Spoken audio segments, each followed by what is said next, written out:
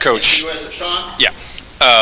What's your response to the notion that Coach Kelly basically was calling all the offensive plays over the last 4 years? My response to that notion would be that'd be true. So much of our deal, so much of why we're effective is we don't worry about that stuff. We don't sit down and go, hey, Steve Greatwood was responsible for 47% of this idea, and somebody else was responsible for. This is about us and we and our.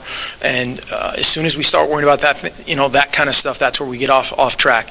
I'm very comfortable calling plays, and there's several guys on our staff that are very comfortable calling plays, and we're not worried about that. We're worried about the process and worried about how we go about our business, and all that other stuff will take care of itself. AJ? Continuity seems to be a recurring theme that we've heard from Rob and from you. How much of what's going on last year and the years prior that you're familiar with Oregon football are you going to keep together going forward? In terms of? Are you going to try to keep the whole thing together? Sure.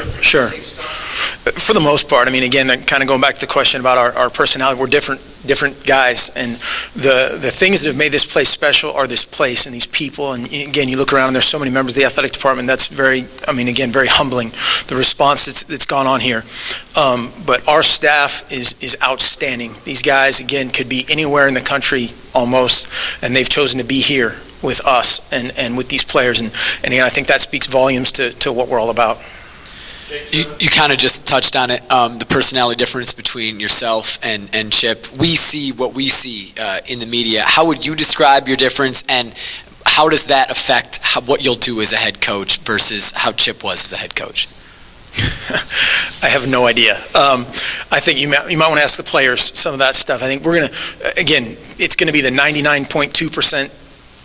I bet 99.2% of the time we're in lockstep. It's going to be that 0.8% where you go, oh, that's totally different. I won't wear a visor. I'll eat more vegetables. We're about a process. We know the end game, and there's different coaches that have been successful that of all different shapes and sizes, personalities, temperaments, and it's about the players and the process. What is the 0.08%? Other than the visor? 0.8%.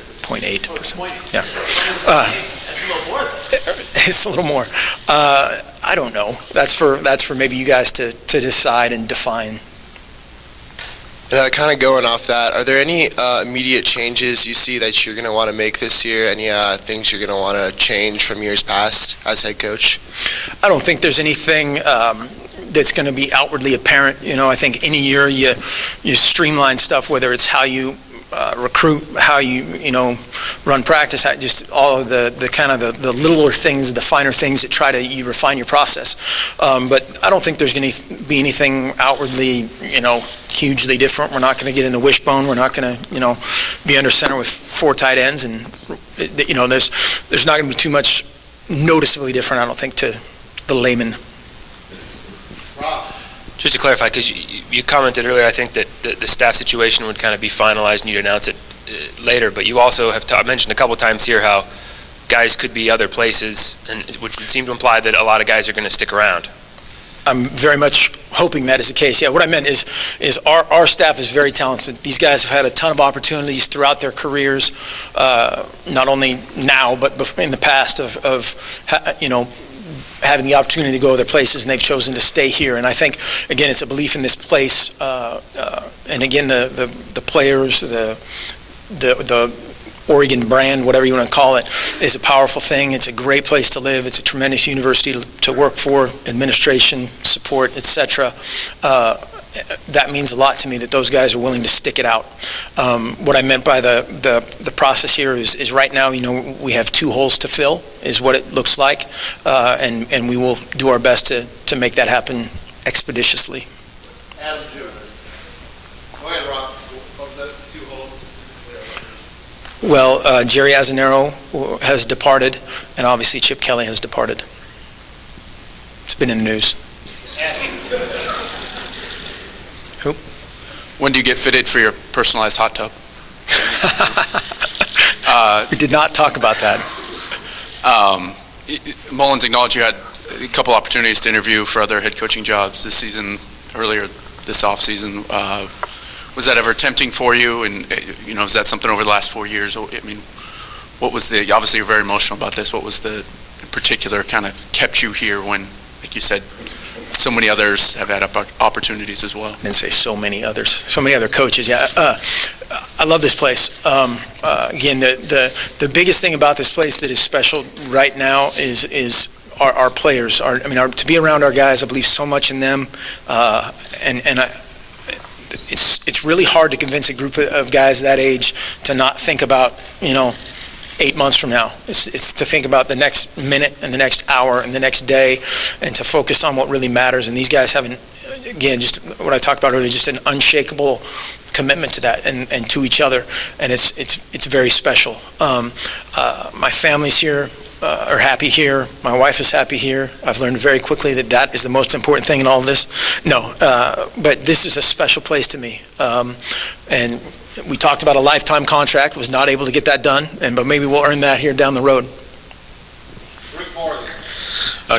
You mentioned a difference in personalities. Will that extend to the play calling? Do you think you'll be maybe rolling the dice on fourth down as often, passing up on field goals when you're inside the 40, those kinds of things? Or do you think you'll be a little bit more conservative in those situations? To be determined.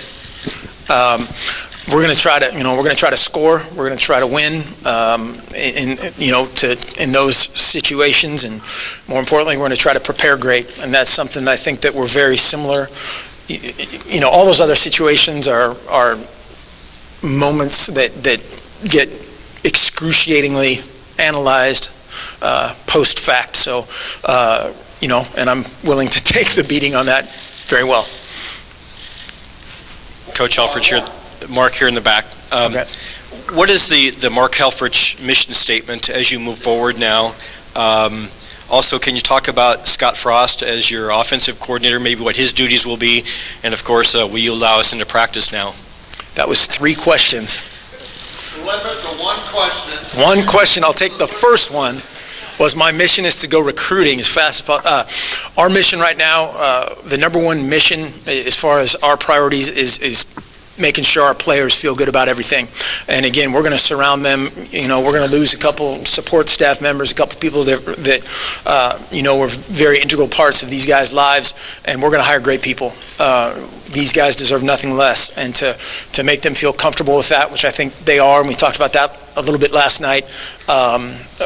That's kind of job 1, take care of our guys on campus. The second thing is we have to go recruit. We're going to do that hopefully here shortly, and finish up this class, not only the guys that we have committed, but a few other slots to fill. Mark, in the back, I was just wondering if you've had this is actually happening moment yet, if this is it, or something like that, something that has told you that you are the guy. I guess, yeah. There's been a couple of them that have been kind of bizarre, and just, again, I'm a pretty simple guy, and I love what I do. I love working with these guys, and it's bizarre that people would take my picture while I'm standing there drinking a bottle of water. That's